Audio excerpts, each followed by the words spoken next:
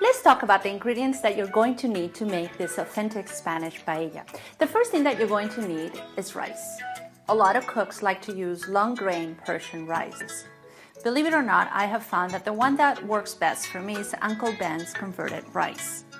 Feel free to experiment with different kinds until you find the perfect one for your taste. But I thought I would give you a heads up on what works for me.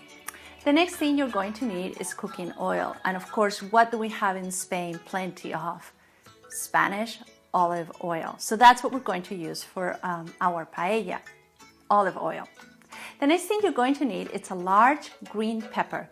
Don't switch it for a red or an orange bell pepper. It has to be a green bell pepper.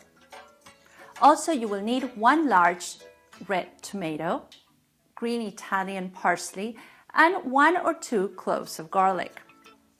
Let's talk about the chicken. Different people like to use different kinds of or different parts of the chicken.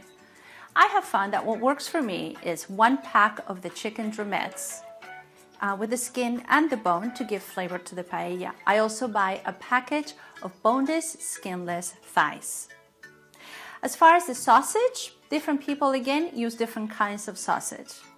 I love using a good beef kielbasa. It works really, really well and gives the paella an excellent flavor.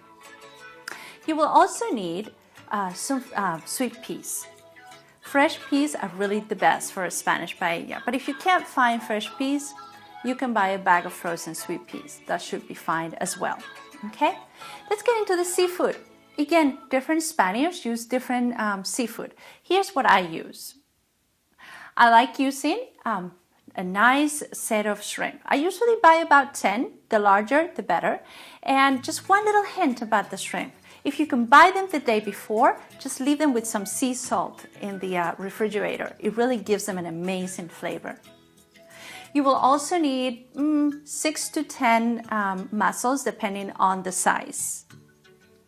Make sure you get a good handful of bay scallops.